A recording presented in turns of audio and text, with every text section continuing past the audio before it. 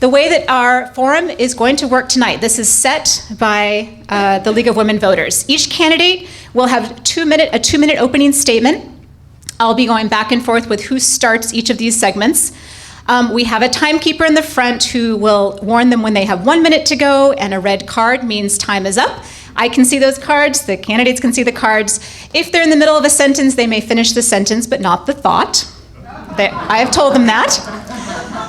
And then Amy had a great comeback. She said, I haven't finished a thought of my own in years. Okay. As a mom, I know how that is. Okay. And then there are questions that I have some in advance, but also many of you have already given me some questions. If you write anything down during the course of the forum, you can wave it in the air, and Jackie or somebody will come and collect it and bring it up to the podium.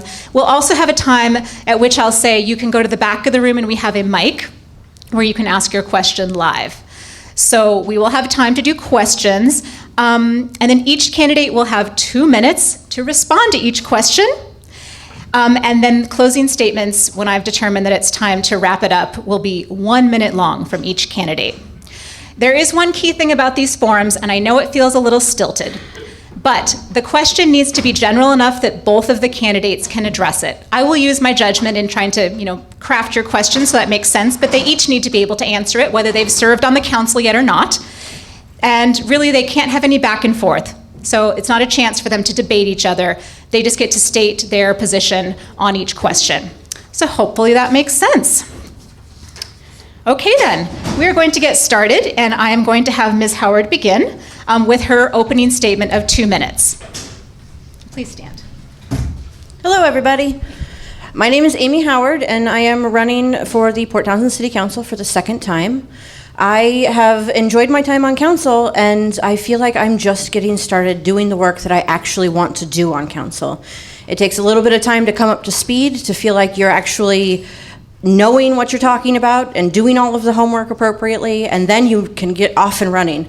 I'm now serving on several committees on council, which is where I really like to do the work. I am the chair of the Finance and Budget Committee. As I said the last time I was in this room, I love budgets. Additionally, I sit on the Rules Committee and the Affordable Housing Committee, and those are the places where I have enjoyed doing the most work. I am running for Port Townsend City Council again because I very much care about this community. It has taken care of me in some of the hardest and darkest times of my life, and I really want to continue to return that favor. Thank you very much. Hi, I'm Bernie Authur, and some of you know me, some don't, but I am running for City Council because I am concerned about a lot of the spending that's been going on in the city and the affordability of the housing and the affordability of just living in the city anymore.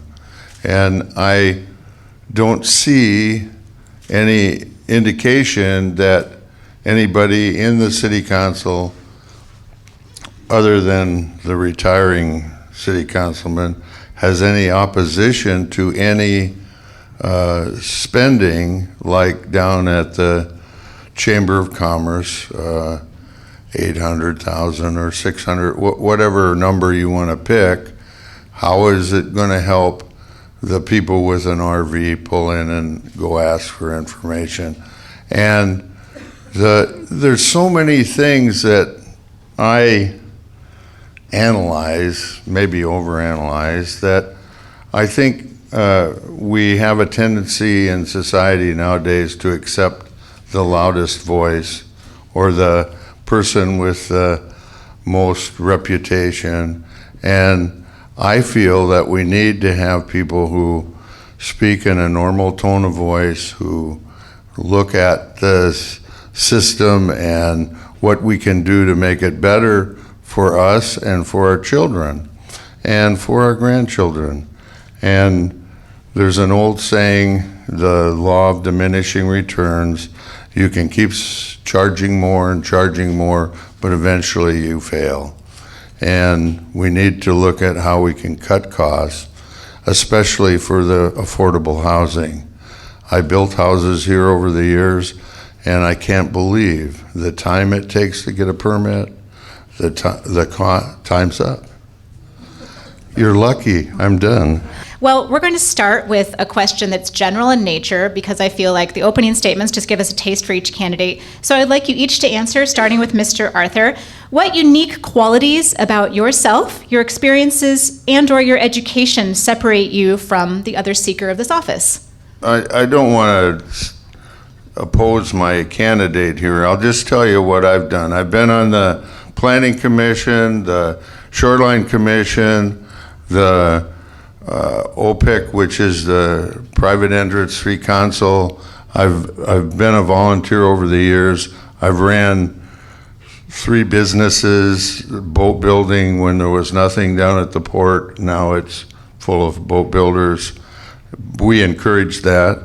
And I sold real estate for a while, but I'm kind of have difficulty with government regulations that mean nothing to make things better. They just are regulations to satisfy staff or whatever. And so there were many things when I was on the Planning Commission or the Shoreline Commission, somebody'd come in and want to build something on the shoreline, so we'd all jump in our car and we'd drive out and make suggestions and add ideas and help them make a good. The regulations might say you have to sit 300 feet or 10 miles or whatever from the shoreline, but that doesn't necessarily mean that it's. Well, finish your sentence. That is. My problem is that I talk too much. Okay, just tell us what unique qualities about yourself, your experiences, and/or your education separate you from the other seeker of this office. I have worked in nonprofits for the past 20 years, the majority of that time in the boiler room, where I started as a volunteer and ended as the executive director when it closed a year ago.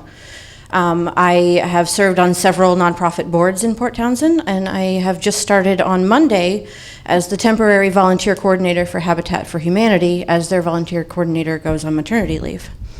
Additionally, I'm starting a new business called the Community Redistribution Center, where I take things that people don't want anymore and I find the right nonprofit to donate them to. And my experience with nonprofits in towns makes that a lot easier. Additionally, I have earned my certificate of municipal leadership from the Association of Washington Cities, and I am on my way to earning the advanced certificate. I have also a graduate of the Nonprofit Executive Leadership Institute at the University of Washington. What priorities do you have for your term on the council? The upcoming term, of course. I would like to continue my work on the Affordable Housing Committee. That's where I've become the most educated recently. I have been attending the Washington Housing Alliance conferences and been taking courses there to figure out ways that we can use the models in other cities to help Port Townsend. We don't have to reinvent the wheel, it turns out. Additionally, I would like to continue work on the communication plan for the city and continue to figure out ways to engage the citizenry in more respectful and more ongoing ways. I am really proud of the city's new website, and I would love to see us actually engage on social media as well.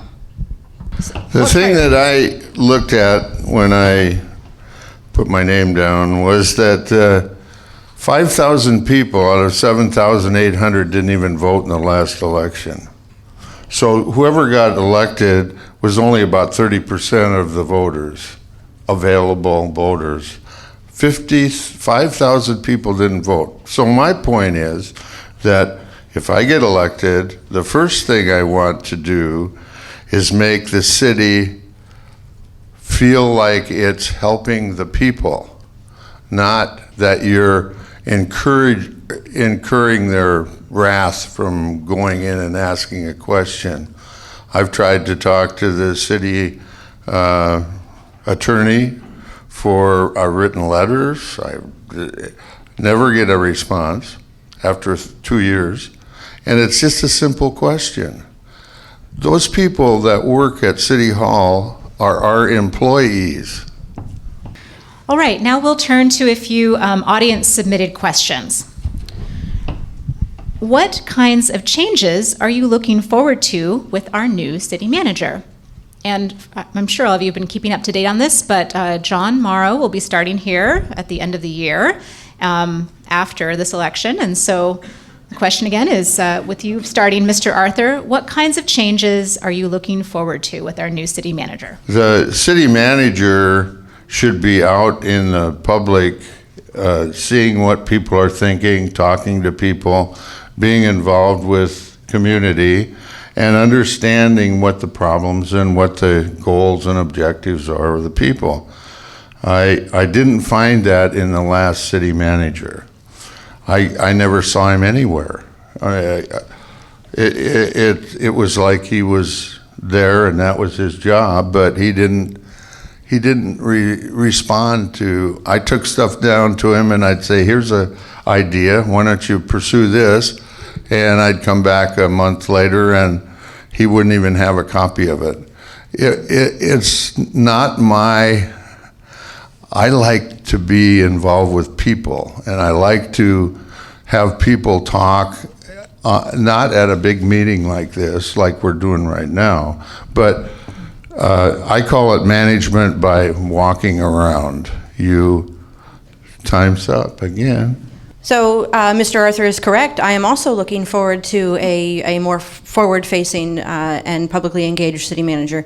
In addition, one of the reasons that I was very excited about hiring John is his background in sustainability. And as the sustainability director for the city of Auckland, I am looking forward to seeing what he can bring to Port Townsend to help prepare us for climate change, for general ways in which we can actually increase the sustainability and productivity of actual city offices.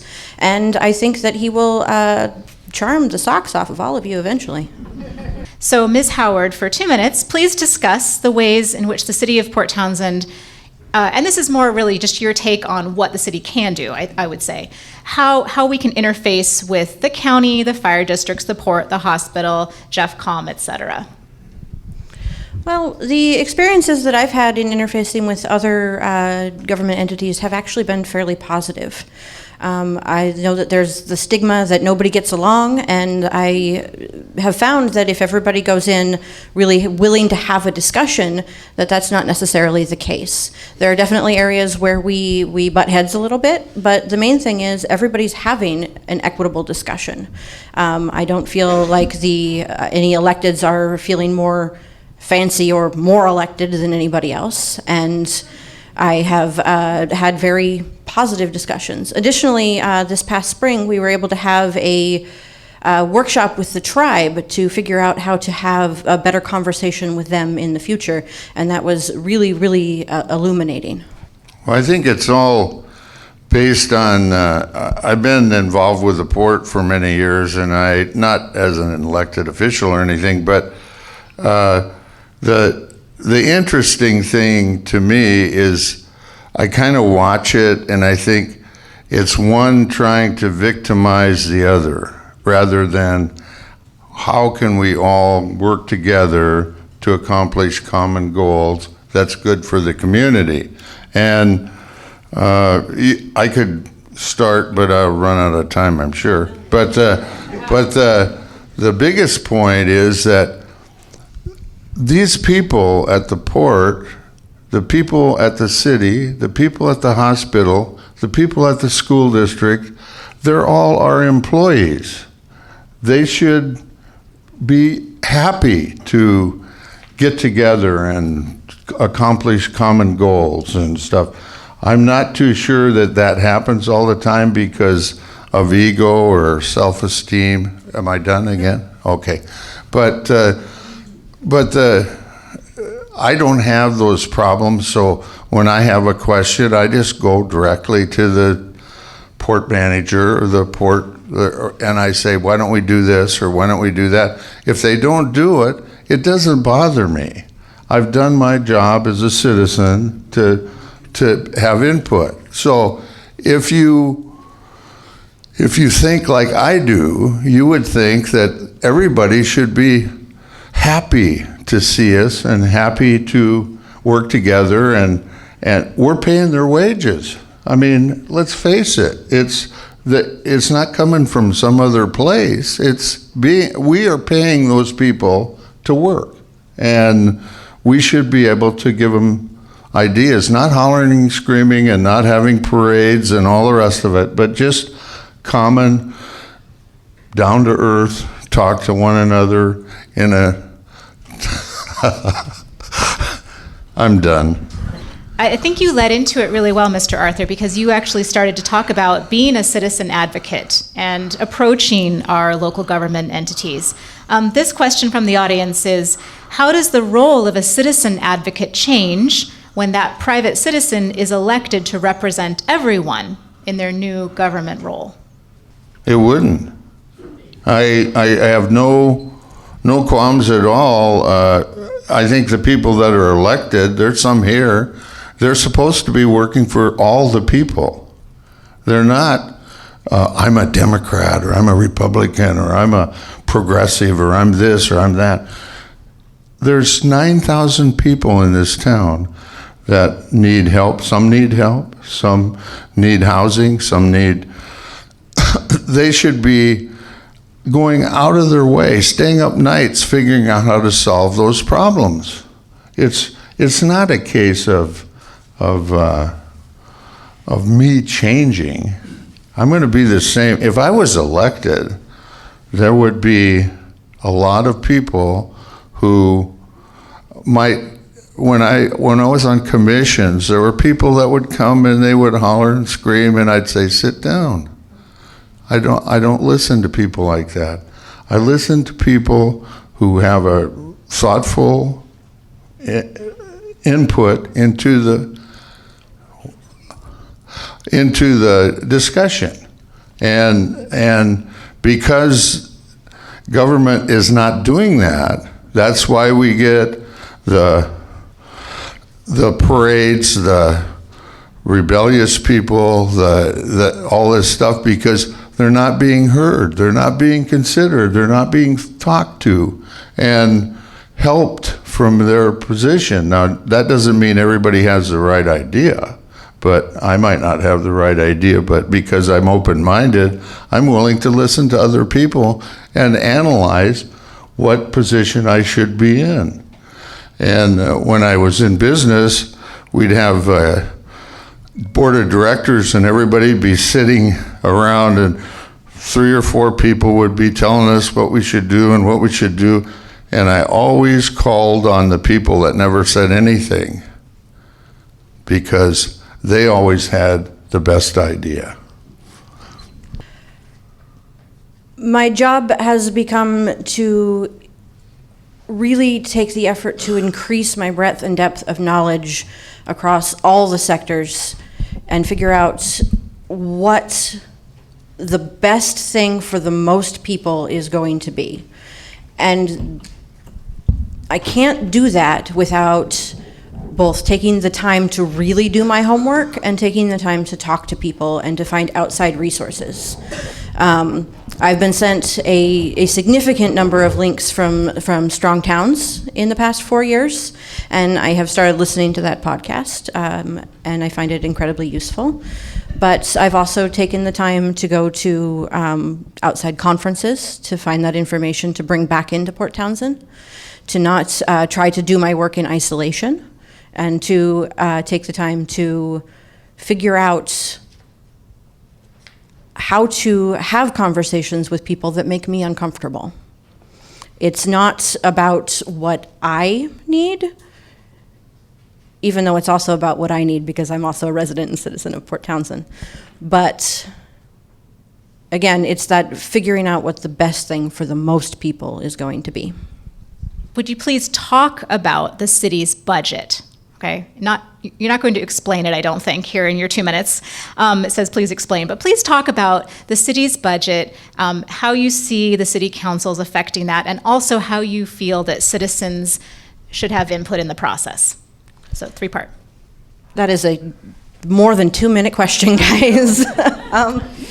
I don't need to know where to start with an overview.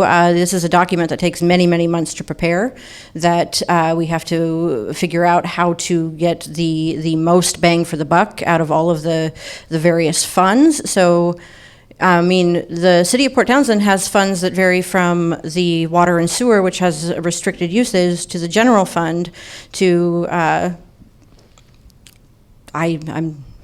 I don't know where to start with this question is part of the problem.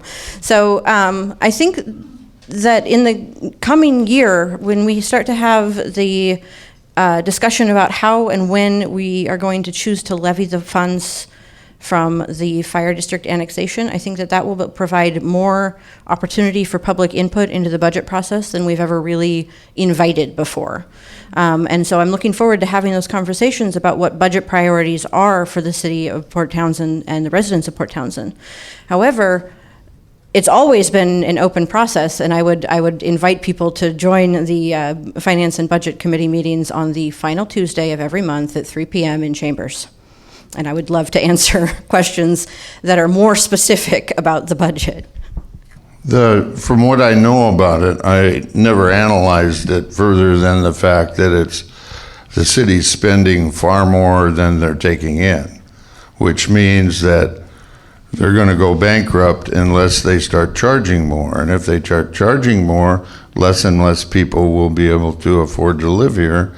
And so I think that they need to consider, and I would certainly consider, cutting costs as opposed to raising sewer rates or garbage rates, or, you know, every time you open a bill, it's got a city charge on it. And I'm thinking, wait a minute,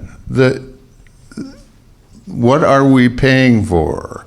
Are we paying for good services and stuff, or are we just continuing on?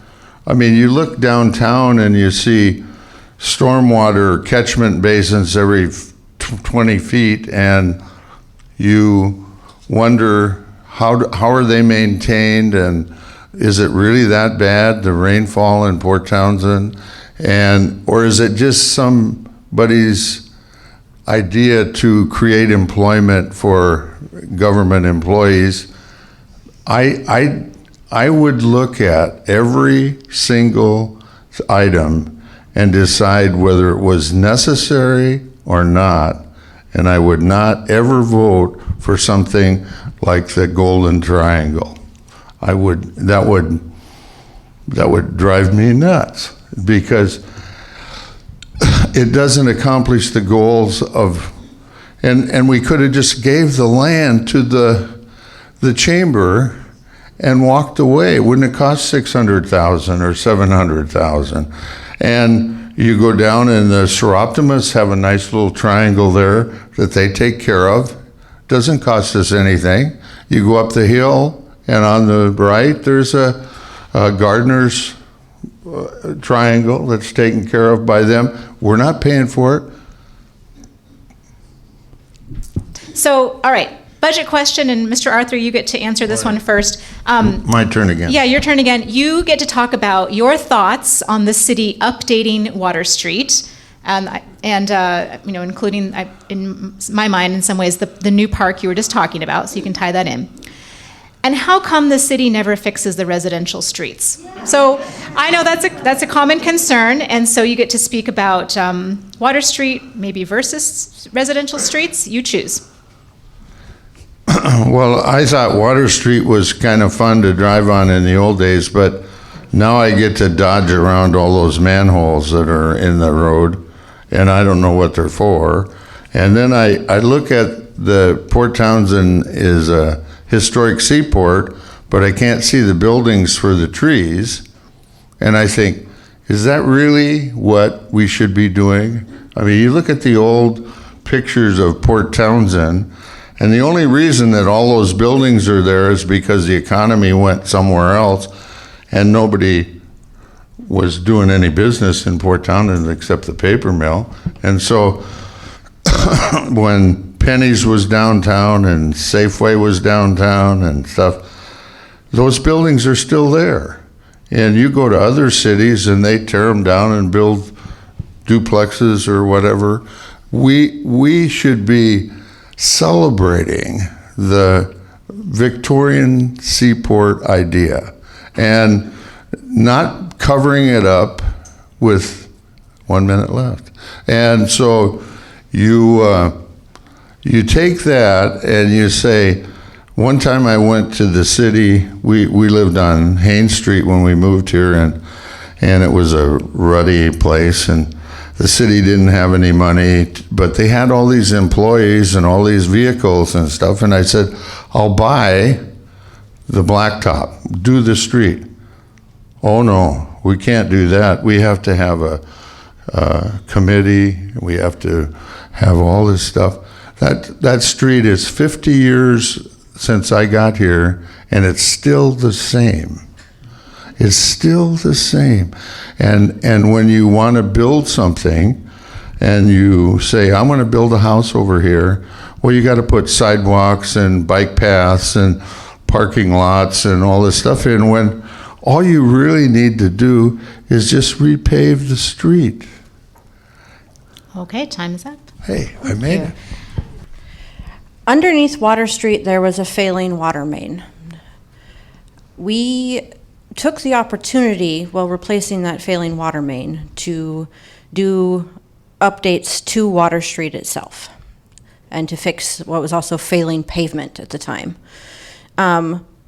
In doing so, we had an opportunity to do some additional updates, like the benches along, I want to call it Swains, Quimper Mercantile.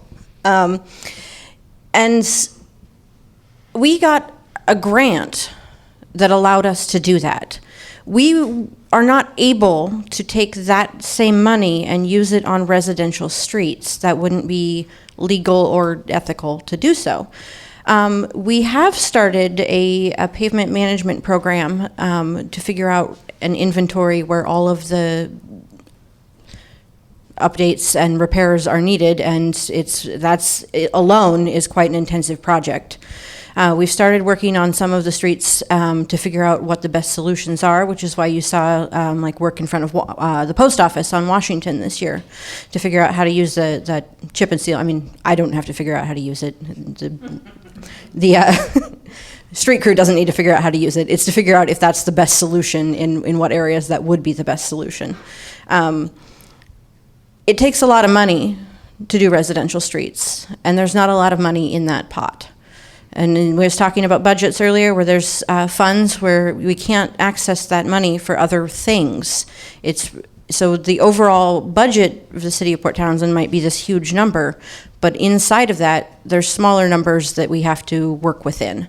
So we are continuing to put money towards the local roads. It's just not going to make a huge visible difference right away, unfortunately.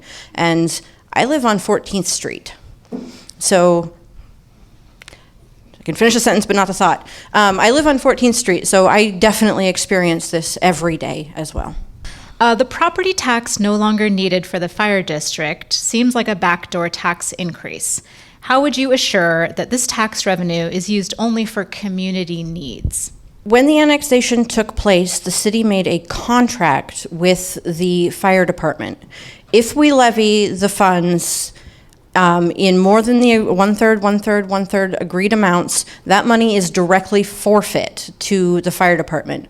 So if we were to tax you more than the agreed amount, we have to turn around and give that money directly to the fire department. So that would not be beneficial for anybody except the fire department. That was put in place as an agreement with the residents of Port Townsend as a way to assure that the money is levied in the proper amounts and used for the proper things.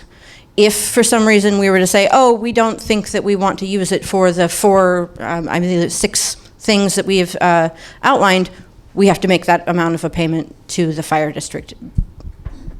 When this came up a while back, my simple mind went to the fact that we're paying taxes to the county for the fire department now because they took it over. and the city wants to continue the tax, but I call it taxation without representation. It's double taxation for the same service, supposedly. Now, if they want to make it for a lot of other things, that's fine. I don't care, but they should put it up to a vote. The problem with this money shows up on the table and they don't want to give it back, they want to spend it. They don't want to give us any returns on our taxes, and if you think that we can spend that money on other subjects, then that's fine. But we voted for it to be for the fire department, not for all these other things. And it's just a pool that they can grab the money out of, because one thing that I don't know if all of you know, that a city is entitled to do anything illegal they want to until you take them to court. And to go to court nowadays costs lots of money. I've done it. So you're not going to take them to court. But the law is kind of how we're supposed to live our lives. You know, if the law says this, that's what it is. You can't change it because you're a city. You don't have to abide by the rules unless somebody takes you to court. My time's up again. Please share your position on setting term limits for elected and appointed positions on our city council, which I understand we don't have now. Is that correct? We don't have term limits per se, so you can run for city council as many times as you want. So share your position on setting the term limits for our city council. Well, the idea of term limits has always been, in my mind, I grew up in Seattle, and I was a Democrat and involved with the Democrats when I moved here, ran the Democratic convention, and then I decided that they were changing, so I changed to Republican for a while, and then I changed to, I'm going to figure it out for myself. I'm not going to have people tell me. And the hard thing about all of this stuff is that people, I used to tell state senators and stuff, I says, why don't you pay a guy till his retirement if he figures out how to illuminate his job? Because there's a lot of people working in government that are creating work. They're not there to accomplish what I consider work, because running businesses, I know what I'm doing. But the fun thing about it is to watch the people who manage the elected officials, all of them. It's kind of like their security blanket is to control all you guys. I'm going to tell you how to mow your lawn, how to do this and do that. A kid in my front yard couldn't have a lemonade stand because you have to have a city permit, and then but a guy can come to town and beg money on the street with no permits, no regulations, no nothing. So what are we? Where are we headed? Are we headed to a democracy with everybody having their time up? As I understand it, it is talking about city council term limits. So share your position on setting term limits for elected and appointed positions on our city council. I believe that there is a distinct benefit to having institutional knowledge on council. there's been a number of times where I've appreciated the input from council members who have been there for a long time and knew what the original intent of something was. I believe that it is absolutely your job to decide when somebody is done on council, in addition to them, being able to retire. I guess so that the short statement is, I don't feel like it's necessary if we have engaged residents and citizens. And will you tell us, this would be a second term for you, correct? Yes. Okay. As having served one term, going into a second. So have a seat for a moment, because we are going to move to the mic here, and it looks like there's a little line up here. Thank you for sorting yourselves out. I hope you know who's going to go first. My name is Jane, and I'm with the Jefferson County Move to Amend. In 2012, Port Townsend was the first city in Washington state to pass a resolution for a constitutional amendment to establish that constitutional rights apply to natural persons only and not to corporations, and that campaign contributions are not speech and must be regulated. It would reverse Supreme Court decisions like Citizens United and control the growing power of corporations. Yeah, what is your question? If elected, are you committed to supporting the movement for a constitutional amendment to end corporate personhood and money as speech? So that is the question, and Ms. Howard, you will go first. Absolutely. Mr. Authur? I have been running for city council, and I haven't taken any contributions, and I don't intend to.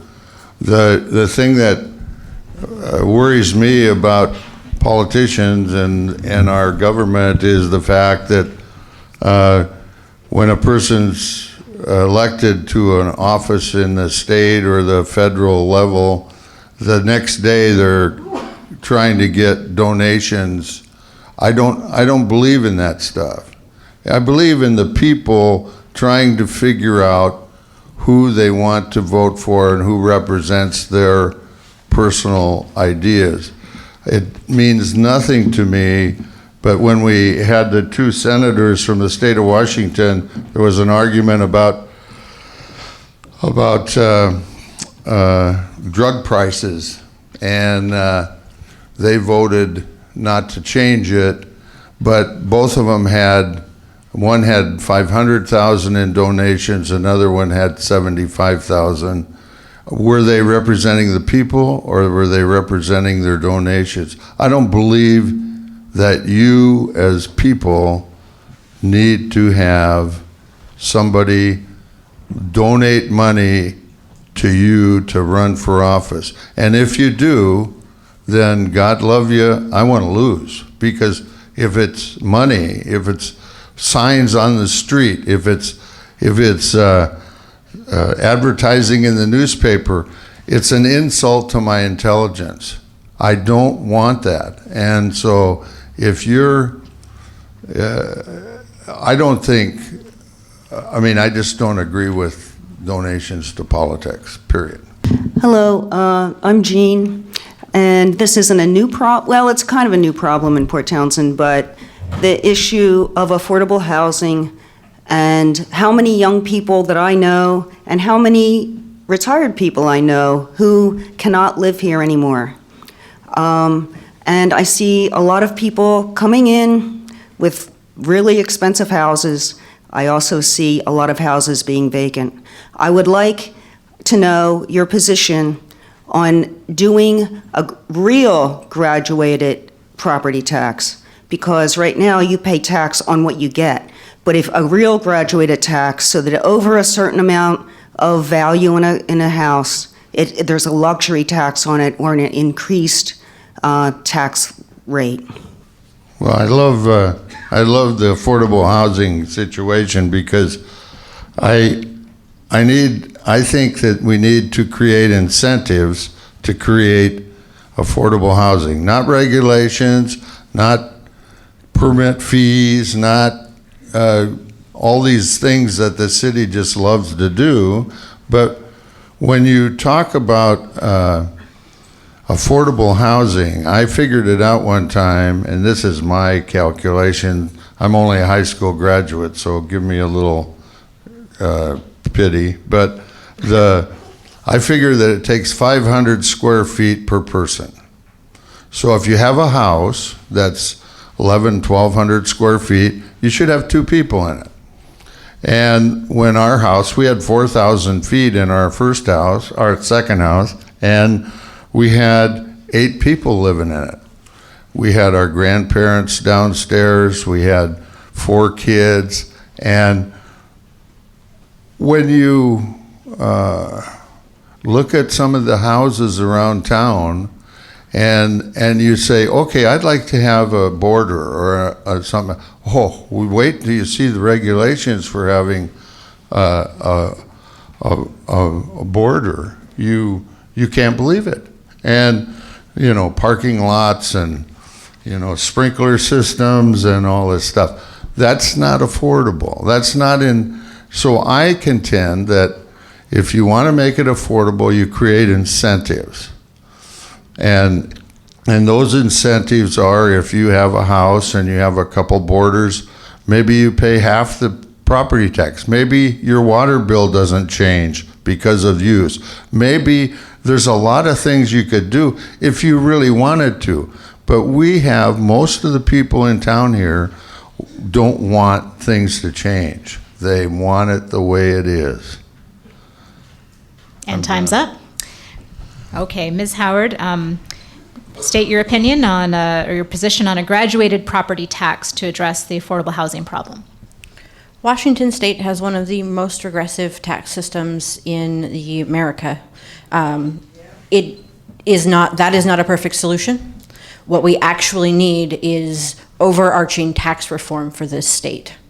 I have not taken enough time to study what you're proposing to actually be able to answer that directly, but I have worked and as a representative of Port Townsend, gone to Olympia to talk to elected officials there about tax reform for Washington State. I think this will be our final question for these 2 candidates, and it's kind of for the kids. Where is climate change on your agenda? On my agenda, that's an interesting way to phrase that question. Well, you could say, I got it, it's fine, don't worry about it. I'm just going to jump on there. It was Where is it on more your of amusing. priorities? The thing is, it is an overarching piece of all of the agendas. If it's not something that's thought about in all other considerations, then we're not doing it right. It's going to happen no matter what, so we have to figure out, and again, we're not going to have a perfect solution, but I would rather have everybody having imperfect efforts than not thinking about it at all. I don't have a solution from my seat as a Port Townsend City Council member, but I would like to take the time as a community to figure that out. I think climate change is partly God's fault, and partly we can make small accommodations to lower our personal effects on the environment. But the issue is much broader than I as an individual can fix. And there are other things that are much more important in this community right now. So I would do what I can do. Jermaine and I, we get in the car and we go 3 or 4 places instead of going back and forth and back and forth. I talk to businesses and they say that people come in 5 times a day. There's people that drive a lot. But God willing, we're either going to get better by planting trees and woods and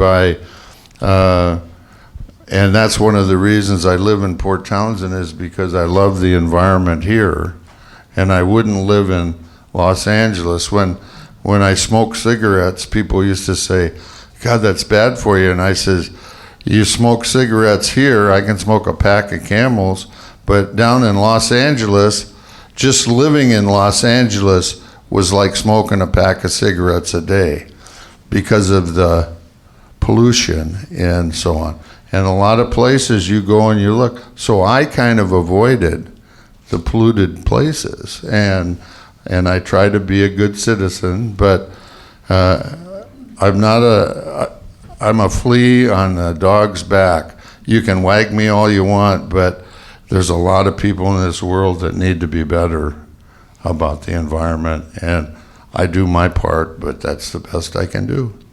We needed to release these candidates with a great round of applause, but first we are going to hear their 1-minute closing statements from each of them. Thank you. And since Mr. Authur was the last one to answer a question, we will have him give his closing statement first. 1 minute.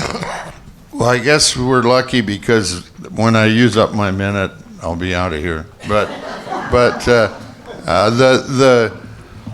the thing is that I'm just a normal citizen. I do things, I do the best I can, and I don't think for other people. I don't think for any of you. I tell you how I think, and you can make up your own mind. You are responsible to do what you think is right, not what somebody tells you. Whenever I get up in the morning and I think I'm going to go out and do something, I go look in the mirror because that old guy in the mirror, he can't do that anymore. And I love the idea of being part of the community. I always have. And if you want me to talk longer than a minute, you got to elect me.